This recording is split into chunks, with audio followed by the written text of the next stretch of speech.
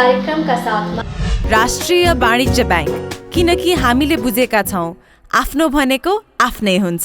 कुमारी bank, सबैका लागि सधैँका लागि। मेगा ब्याङ्क नेपाल लिमिटेड, विश्वास जित्दै अघि बढ्दै। लक्ष्मी ब्याङ्क, लक्ष्य छ, लक्ष्मी ब्याङ्क छ।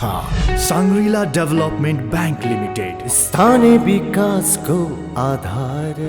Prime life insurance company limited, सुरक्षित भविष्य। Lumbini general insurance company limited, ensuring risks for prosperity. NIBL Ace Capital, managing shares, managing investments. शुभ विजया दशमी 2077 को पावन अवसरमा नेपाल सरकार, अर्थ मन्त्रालय, नेपाल राष्ट्र ब्याङ्क, निजी क्षेत्रका प्रतिनिधिमूलक संस्थाहरू, ब्याङ्क तथा वित्तीय क्षेत्र, अर्थविद एवं समस्त दर्शकवृन्दमा हार्दिक मङ्गलमय शुभकामना। नवदुर्गा भवानीले कोरोना भाइरसलाई परास्त गर्ने शक्ति प्रदान गरून् भन्ने कामना सहित सामाजिक र भौतिक दूरी कायम गर्दै बडा दशैँ मनाउन विनम्र अनुरोध गर्दछौँ। नमस्कार, कार्यक्रम अर्थको आजको श्रृङ्खलामा म आकाङ्क्षा उपाध्याय स्वागत गर्दछु।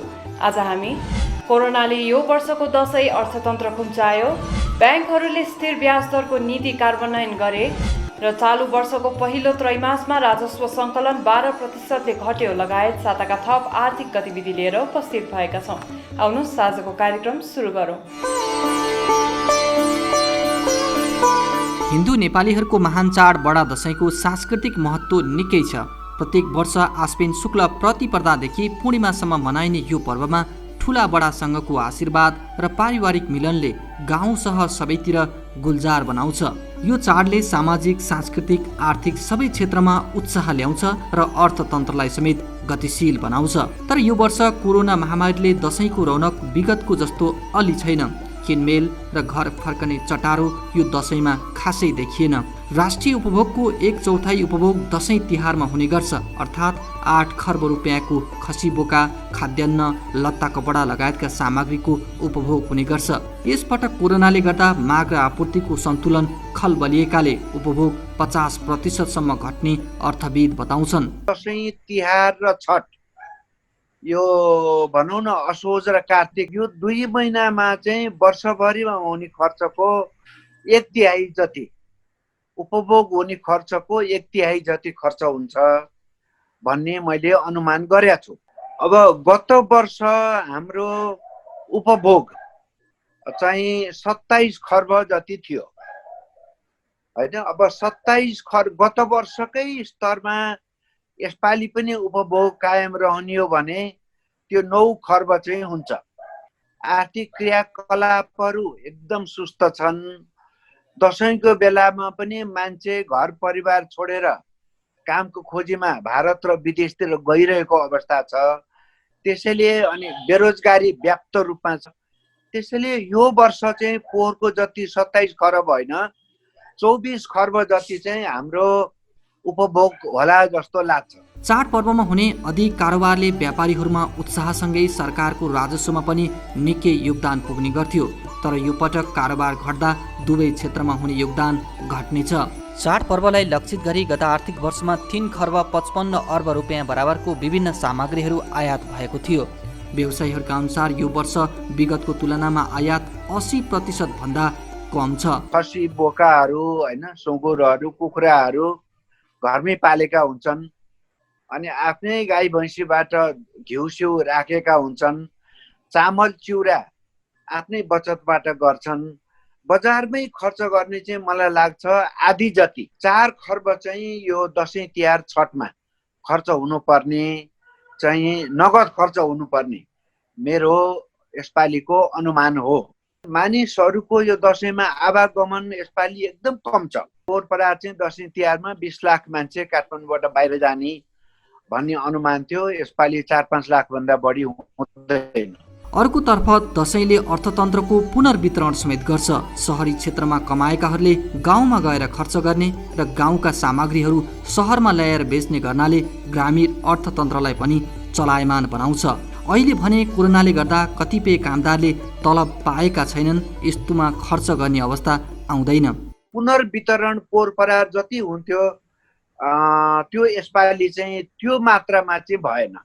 र फेरि किन भएन भने अहिले तपाईँको सरकारी कर्मचारीहरूले मात्रै दसैँ पेस्की पाए होइन। अब सरकारी कर्मचारी भन्नाले प्रोफेसर, शिक्षक, निजामती, न्याय सेवामा काम गर्ने होइन, यिनीहरू, अनि त्यसपछि सुरक्षाकर्मीहरू, उनीहरूले चाहिँ अब पाए। तर निजी क्षेत्रमा पढाउने प्रोफेसरहरू, स्कुलका शिक्षकहरूले तलब पाएका छैनन् भनिन्छ। त्यस्तै निजी क्षेत्रमा काम गर्ने अस्पतालका डाक्टर, नर्सहरूले तलब पाएका छैनन् भनिन्छ। अब कतिपय उद्योग धन्दा व्यवसाय बन्द छ र कतिपय निजी क्षेत्रले सञ्चालन गर्ने र सरकारले सञ्चालन गर्ने विकास आयोजनाहरू, यो एयरपोर्ट निर्माण, पुल निर्माण, जलविद्युत निर्माण, सडकहरूको निर्माण, यिनीहरू पनि एकदमै कम भएको हुनाले यसपालि चाहिँ पुनर्वितरण चाहिँ त्यति हुन सकेन। यस्तै दसैँ मनाउन करिब 25 लाखभन्दा बढी मानिस काठमाडौँ उपत्यकाबाट आफ्नो थाक थलो जाने गर्थे। यो पटक त्यो सङ्ख्या 10 लाखभन्दा कम छ। पछिल्लो समय कोरोना सङ्क्रमितको सङ्ख्या दैनिक रूपमा बढ्दो क्रममा छ। त्यसले गर्दा यो दसैँ परिवार, आफन्त र साथीभाइसँगको भेटघाट अनि रमाइलो भन्दा पनि स्वास्थ्य संवेदनशीलतालाई ध्यान दिँदै मनाउँ। शक्ति देवी दुर्गा भवानीले महामारीसँग विजय प्राप्त गर्ने शक्ति प्रदान गरून्। हाम्रो पनि बडा दसैँको शुभकामना। यो थियो दसैँ अर्थतन्त्र सम्बन्धी सामग्री। अबको पालो ब्रेकको।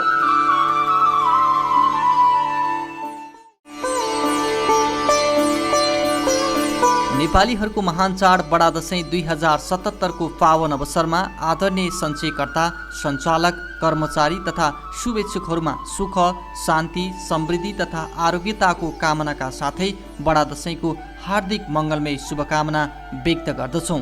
रामशरण पुडासैनी, अध्यक्ष, सञ्चालक समिति, तुलसी प्रसाद गौतम, प्रशासक, कर्मचारी सञ्चय कोष।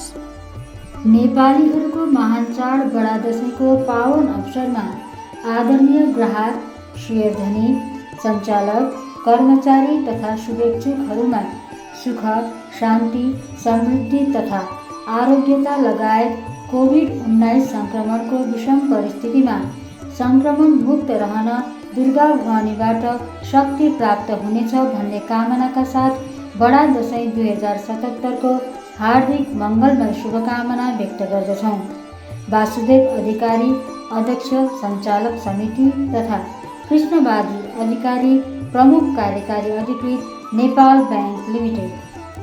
नेपालीहरूको महान चाड बडा दसैँ 2077 को पावन अवसरमा आदरणीय ग्राहक, शेयरधनी, सञ्चालक, कर्मचारी तथा शुभेच्छुकहरूमा सुख, शान्ति, समृद्धि तथा आरोग्यताको कामनाका साथै नवदुर्गा भवानीले कोभिड-19 माथि विजय प्राप्त गर्ने शक्ति प्रदान गरून् भन्ने कामनासहित बडा दसैँको हार्दिक मङ्गलमय शुभकामना व्यक्त गर्दछौँ। प्रकाश श्रेष्ठ, अध्यक्ष, सञ्चालक समिति तथा सोहनदेव पन्थ, प्रमुख कार्यकारी अधिकृत, ब्याङ्क अफ काठमाडौँ लिमिटेड।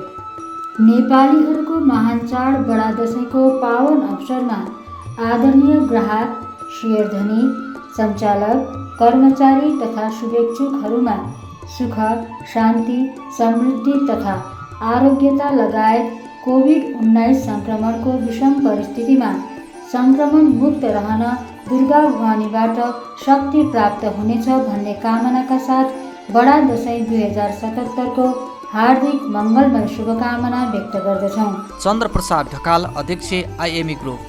नेपालीहरूको महान चाड बडा दसैँको पावन अवसरमा आदरणीय ग्राहक, शेयरधनी, सञ्चालक, कर्मचारी तथा शुभेच्छुकहरूमा सुख, शान्ति, समृद्धि तथा आरोग्यता लगायत कोभिड-19 सङ्क्रमणको विषम परिस्थितिमा सङ्क्रमण मुक्त रहन दुर्गा भवानीबाट शक्ति प्राप्त हुनेछ भन्ने कामनाका साथ बडा दसैँ 2077 को हार्दिक मङ्गलमय शुभकामना व्यक्त गर्दछौँ। किशोर महर्जन, अध्यक्ष, सञ्चालक समिति, विशाल हुमागाई, प्रमुख कार्यकारी अधिकृत, प्रोग्रेसिभ फाइनान्स कम्पनी लिमिटेड।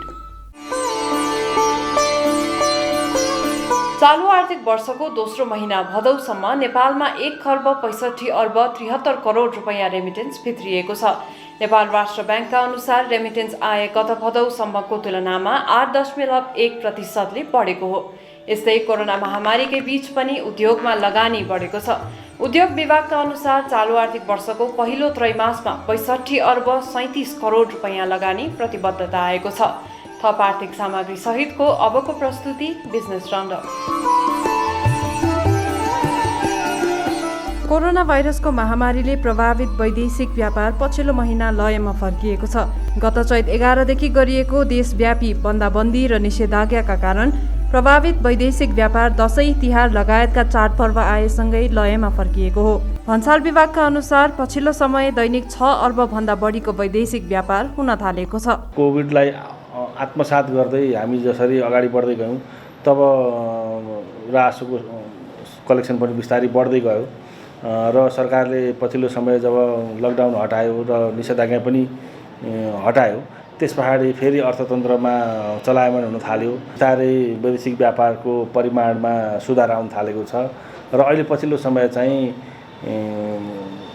हामीले नर्मल एक्सपेक्ट गरेको हाराहारीमा वैदेशिक व्यापार र सोही बमोजिमको रासो सङ्कलनको अवस्था चाहिँ भइरहेको छ। दैनिक झन्डै 1.5 अर्बको हाराहारीमा रासो सङ्कलन दैनिक भइरहेको छ र करिब 6 अर्बको हाराहारीमा चाहिँ दैनिक व्यापार भइरहेको छ। विभागका अनुसार पछिल्लो दिनहरूमा व्यापारमा सन्तुलन आए पनि गत वर्षको साउन भदौ र असोजको तुलनामा यो वर्षको सोही अवधिमा 12% आयात कम भएको छ।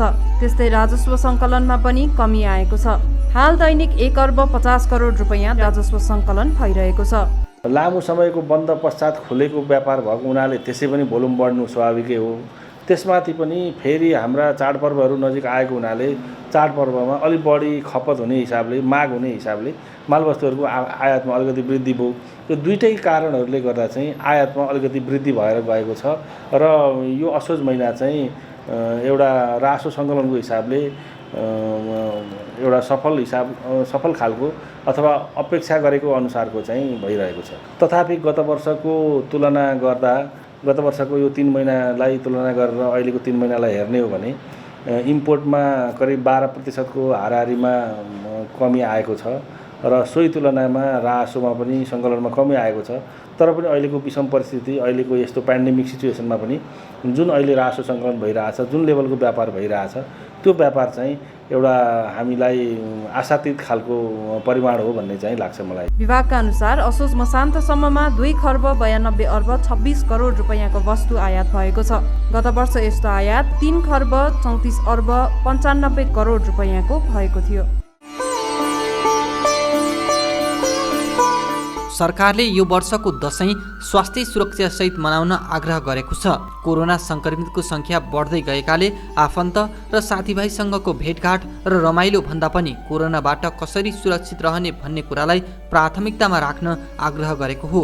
शहरी क्षेत्रबाट गाउँमा दशैं मनाउन गएकाहरूले 7 दिन क्वारेन्टिनमा बस्न र भौतिक दूरी कायम गर्न स्वास्थ्य मन्त्रालयका प्रवक्ता डाक्टर जागेश्वर गौतमले आग्रह गर्नुभएको छ। दशैं हरेक वर्ष आउँछ, कोरोना यो वर्ष आयो, त्यसो भएर हामी जहाँ छौँ त्यहीँ बसेर चाड मनाउनुपर्छ। किनभने जस्तो सहरी एरियामा जहाँ चाहिँ धेरै इन्फेक्सन छ अहिले त्यही ठाउँबाट मान्छेहरू गाउँतिर जिल्लातिर जाँदाखेरि कोभिड-19 को इन्फेक्सन सङ्क्रमण पनि बोकेर जान्छन्। त्यहाँ घरमा भएका बाबुआमा हजुरबा हजुरआमा अरू आफन्त इष्टमित्रलाई सारेर आउँछन् र जिल्लाभरि फैलिन्छ। त्यसो भएर एक ठाउँबाट अर्को ठाउँमा हिँड्नु हुँदैन, अहिले त्यो गर्नु हुँदैन। केही मान्छे गइरहेछन्, ती मान्छेहरूले के गर्नुपर्छ भने सबैले कम्पलसरी रूपमा मास्क लगाउनुपर्छ।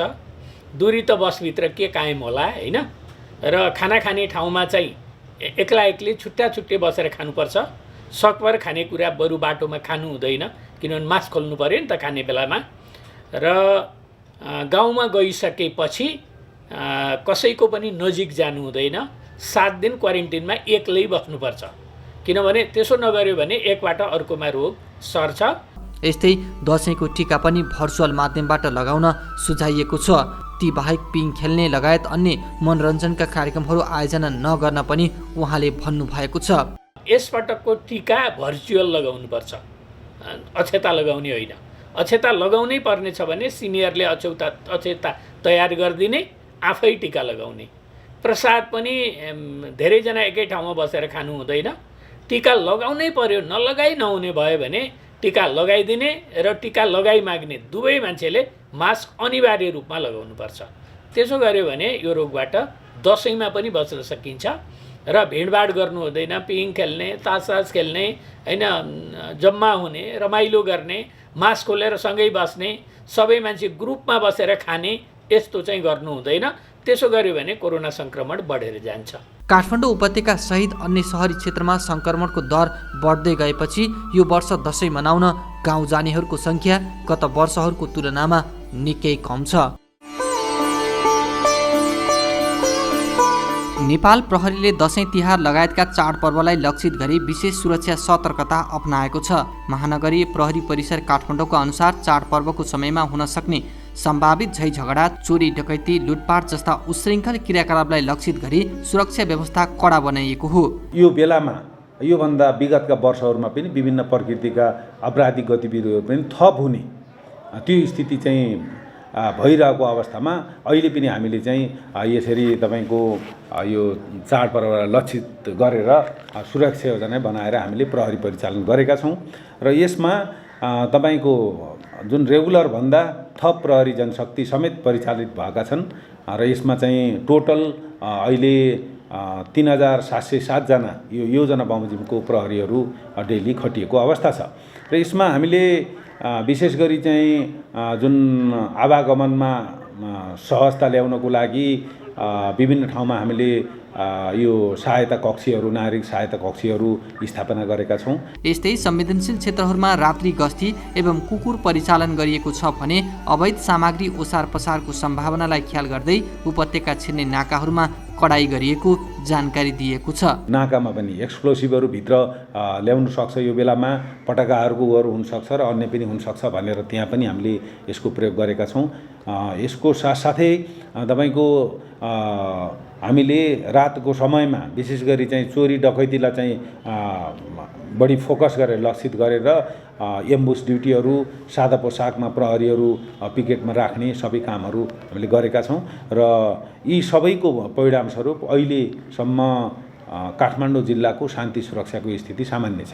अहिले जुन सङ्गठित खालका अपराधहरू अहिले यहाँ हाम्रो काठमाडौँ जिल्लामा अहिले छैनन्, त्यस्तो देखिएका छैनन्। यो केही समय अगाडि एउटा चाहिँ त्यो नक्कली केही सक्कली र केही नक्कली सुनको पनि कुराहरू आएको थियो नि, त्यो खालका एउटा मात्रै एउटा सङ्गठितमा त्यस्तो आयो। अरू चोरी डकैतीमा त्यो खालका घटनाहरू छैनन् र जति पनि घटनाहरू घटेका थिए तिनीहरू अनुसन्धान भइसकेको छ। केही चोरीका घटनाहरू अझै पनि अनुसन्धानको क्रममा छन्। प्रहरीले कतै उशृङ्खल क्रियाकलाप गरेको पाएमा शङ्कास्पद वस्तु वा समूह देखिएमा तत्काल प्रहरीलाई खबर गर्न पनि आग्रह गरेको छ। सरकारी स्वामित्वको खाद्य व्यवस्था तथा व्यापार कम्पनी लिमिटेडले काठमाडौँ उपत्यकामा 2000 खसी बोका बिक्री गरेको छ। दसैँलाई लक्षित गरी कम्पनीले दाङ र हेटौँडाबाट खसी बोका खरिद गरेर ल्याएर बिक्री गरेको हो। कोरोना सङ्क्रमणको कारणले उपभोक्तामाझ खसीको त्यति माग नहोला भन्ने हाम्रो अनुमान विपरीत उल्लेख्य मात्रामा उपभोक्ताहरू हाम्रो कार्यालयमा आएर खसी बोका खरिद गरेर लैजानु भएको छ। हामीले सोचेभन्दा पहिला 1000 गोटा नै पर्याप्त होला, कोरोना सङ्क्रमणको कारण धेरै मान्छे उपत्यका बाहिरिनु पनि भएको छ भन्ने लागेको थियो। त्यसको अनुमान विपरीत उपभोक्ताहरू हाम्रो कार्यालयमा आइरहनु भएको छ। कम्पनीले प्रति केजी 550 रुपैयाँमा खसी बोका बिक्री गरेको छ। यो बजार मूल्यभन्दा केही कम हो। कम्पनीले बजार मूल्य स्थिरताका लागि हरेक वर्ष दसैँमा खसी बोका बिक्री गर्दै आएको छ। बजार स्थिरीकरणको लागि हाम्रो यो प्रयास निश्चय नै फलदायी हुनेछ भन्ने हाम्रो सोच हो। सो अनुसार धेरै उपभोक्ताले लानुभएको छ। अब काठमाडौँ उपत्यकाको जनसङ्ख्या निकै ठुलो छ, सबैलाई त पुर्याउन गाह्रै होला, तर पनि यसले केही हदसम्म भए पनि उपभोक्तामाझ सहयोग पुग्नेछ, राहत पुग्नेछ भन्ने कम्पनीको सोचाइ छ। कम्पनीले गत वर्ष 3000 खसी बोका र च्याङ्ग्रा बिक्री गरेको थियो। यो पटक भने च्याङ्ग्रा बिक्री गरिएको छैन। नेपाल विद्युत प्राधिकरणले स्मार्ट मिटर जडानको कामलाई तीव्र पारेको छ। प्राधिकरणले पुराना इलेक्ट्रोमेकानिकल मिटरलाई प्रतिस्थापन गरी स्मार्ट मिटर जडान गर्न थालेको हो। पहिलो चरणमा काठमाडौँ उपत्यकाको रत्नपार्क र महाराजगञ्ज वितरण केन्द्र अन्तर्गत रहेका ग्राहकको लागि 98,000 थान स्मार्ट मिटर जडानको काम भइरहेको छ। महाराजगञ्ज वितरण केन्द्र अन्तर्गत गर्दैछौँ। यो प्रोजेक्ट भनेको पहिलो फेजमा रत्नपार्क र महाराजगञ्ज वितरण केन्द्रका करिब 98,000 ग्राहकको लागि हो। अनि अहिले हामीले चाहिँ सुरुमा महाराजगञ्ज मात्रै सुरु गरेका छौँ। अलिकति म्यान पावरको कमीले गर्दा यो कोभिडको कारणले पनि अलिकति अस्ति अलिअलि गाह्रो भयो काम गर्नलाई। फिल्डमा पनि कतिले अलिकति अवरोधहरू गरेको हुनाले हाम्रो टोली अहिले लगभग दिनको 40वटा टोली छ। भनेको एउटा टोलीमा 2 जना हुन्छन्, 80वटा टोली छन्। दसैँपछि चाहिँ हामी त्यति नै टोली फेरि 40 अर्को टोली थपेर चाहिँ लगभग भनौँ न दिनको 800 देखि 1000 गर्ने हाम्रो टार्गेट छ। यो मिटरले विद्युतीय डाटाहरू, करेन्ट, भोल्टेज, खपत युनिट आदिको मापन गर्नेछ। त्यसले गर्दा प्राधिकरणलाई राजस्व सङ्कलनमा सहज हुनुका साथै ग्राहकले मासिक बिल भुक्तानीका लागि लाइन बस्नुपर्ने बाध्यताको अन्त्य हुनेछ। मिटर रिडिङ गर्नलाई मिटर रिडर स्वयं जानु पर्थ्यो भने हाम्रो मिटर रिडिङ चाहिँ अटोमेटिक हुने भयो कम्प्युटरबाट।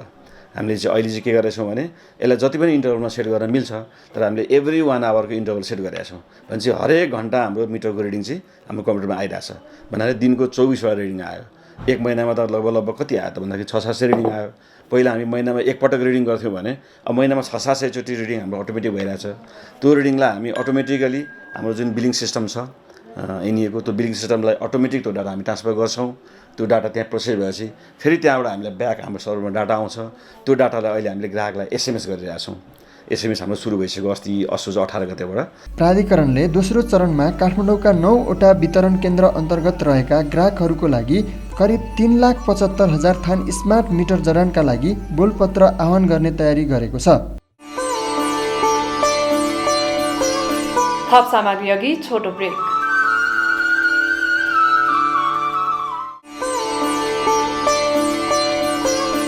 इतिहासमा पहिलो पटक ब्याङ्कहरूले कर्जाको ब्याज दरलाई स्थिर राखेका छन्। राष्ट्र ब्याङ्कको निर्देशन अनुरूप व्यक्तिगत आवधिक कर्जाको स्थिर ब्याज दर तोकेका हुन्। एक सामग्री। ब्याङ्कहरूले कर्जाको ब्याज दर स्थिर राखेका छन्। नेपाल राष्ट्र ब्याङ्कको निर्देशन अनुसार कार्तिक 1 गतेदेखि ब्याङ्कहरूले व्यक्तिगत आवधिक कर्जामा स्थिर ब्याज दर तोकेका हुन्। केही ब्याङ्कहरूले स्थिर ब्याज दरका लागि निश्चित प्रतिशत नै तोकेका छन्। अधिकांश ब्याङ्कहरूले शेयर कर्जा, घर कर्जा, सवारी कर्जा र शैक्षिक कर्जामा 8.50% देखि 15% ब्याज दर निर्धारण गरेका छन्। 6 महिना 8 महिनामा ब्याज दर परिवर्तन भइदिँदा त्यो प्लान अनुसार उसले अगाडि बढ्न पाउँदैन। भोलि चाहिने उसमा नैराश्यता आउने, उसको व्यावसायिक वातावरण बिग्रिने, उसको पारिवारिक जीवनदेखि लिएर धेरै कुराहरूमा चाहिने उसको समस्या आइदिन सक्छ। त्यसैले ब्याज दर स्थायित्व हुँदा सबैभन्दा महत्त्वपूर्ण फाइदा कसैलाई हुन्छ, सबैभन्दा बढी फाइदा कसैलाई हुन्छ भने त्यो सर्वसाधारण ग्राहकलाई नै हुन्छ। र त्यो सँगसँगै के पनि हो त भनेर भन्नुहुन्छ भने पटक पटक ब्याङ्कहरूले ब्याज दर परिवर्तन गरिदिँदा ब्याङ्कहरूको पनि रेपुटेसनल रिस्क चाहिँ बढ्छ। उहाँहरूको प्रतिष्ठा, उहाँहरूको साखमा पनि जोखिम सिर्जना हुन्छ। र यस प्रकारको ब्याङ्कहरूको बिहेभियरका कारण त्यसको गुनासो चाहिँ राष्ट्र ब्याङ्कमा आउँछ। अर्थतन्त्रमा सम्भव भएसम्म सबै प्रकारका मूल्यहरू स्थायित्व तिर जानुपर्छ। सबै प्रकारका मूल्यहरूमा स्थायित्व कायम गर्नुपर्छ। त्यो भनेको एक्सचेन्ज रेट, त्यो भनेको ब्याज दर, त्यो भनेको इन्फ्लेसन। त यो 3 प्रकारका मूल्यहरूमा हामीले स्थायित्व कायम गर्न सक्यौँ भने त्यसले इन्भेस्टमेन्टको वातावरण पनि दिन्छ, त्यसले कन्ज्युमरमा एउटा कन्फिडेन्स दिन्छ। त्यसका लागि नेपाल राष्ट्र ब्याङ्कले यो ब्याज दर स्थायित्वको वातावरण कायम होस्, ब्याज दर स्थायित्वको दिशामा बैंकिङ क्षेत्र अगाडि बढोस् भनेर यो व्यवस्था गरेको हो। यो व्यवस्था कार्यान्वयन गरे पनि ब्याङ्कर्सहरू भने ऋण अवधिभर ब्याज दर तलमाथि नहुने व्यवस्था व्यावहारिक नभएको बताउँछन्। यो सँगै 1 वर्षभन्दा बढी भुक्तानी अवधि भएका व्यक्तिगत आवधिक कर्जाको ब्याज दर पटक पटक परिवर्तन हुने छैन। फिक्स डिपोजिट भन्ने बित्तिकै अहिले पनि के छ त भनेर भन्दा अधिकांश डिपोजिट चाहिँ 2 वर्षको मच्युरिटीको छ। त्यसैले हामीले इन्स्ट्रुमेन्टल डिभर्सिफिकेसनलाई अगाडि बढाउनु पर्छ। लामो अवधिको डिपोजिटलाई प्राथमिकतामा राख्ने, त्यसले चाहिँ लामो अवधिको साधन परिचालनलाई सहज बनाउँछ। त्यसले ब्यालेन्स सिटमा उहाँहरूको जुन मच्युरिटी मिसम्याच देखिरहेको हुन्छ त्यसलाई यसले सम्बोधन गर्छ। हामीले विगत 2 वर्षदेखि निरन्तर डिबेन्चरको व्यवस्थालाई 3 वर्षदेखि 3वटा मौद्रिक नीतिमा डिबेन्चर सम्बन्धी व्यवस्थालाई प्रभावकारी रूपमा कार्यान्वयन गर्ने प्रयास गर्यौँ। त्यसले क्यापिटल मार्केटलाई इन्स्ट्रुमेन्टल डिभर्सिफिकेसन दिने, भोलि धितोपत्र बजारलाई पनि सुदृढ बनाउने, विकसित बनाउने त छँदैछ। हामीले ब्याङ्किङ क्षेत्रकै हितका लागि पनि त्यो डिबेन्चरको व्यवस्था ल्याएका थियौँ। सुरुमा आकर्षण सुविधा सहित सस्तोमा कर्जा दिने र वार्षिक रूपमा ब्याज दर बढाउँदै लैजाने ब्याङ्कर्सहरूको नीतिका कारण ऋणीहरू निकै मारमा परेको गुनासो गर्ने गरेका थिए। यी थिए आजका प्रस्तुतिहरू। थप आर्थिक गतिविधिका लागि हाम्रो अफिसियल वेबसाइट www.arthapartha.com लगइन गर्न सक्नुहुनेछ। जाँदा जाँदै बडा दशैं 2077 को पुनः एकपटक शुभकामना दिँदै म लगायत सम्पूर्ण युनिटलाई बिदा दिनुहोस्। नमस्कार। यस कार्यक्रमका साथमा राष्ट्रिय वाणिज्य ब्याङ्क, किनकि हामीले बुझेका छौँ आफ्नो भनेको आफ्नै हुन्छ। कुमारी ब्याङ्क, सबैका लागि सधैँका लागि। मेगा ब्याङ्क नेपाल लिमिटेड, विश्वास जित्दै अघि बढ्दै। लक्ष्मी ब्याङ्क, लक्ष्य छ, लक्ष्मी ब्याङ्क छ। साङ्ग्रिला डेभलपमेन्ट ब्याङ्क लिमिटेड, स्थानीय विकासको आधार। Prime life insurance company limited, सुरक्षित भविष्य। Lumbini General Insurance Company Limited, ensuring risks for prosperity. NIBL Ace Capital, managing shares, managing investments.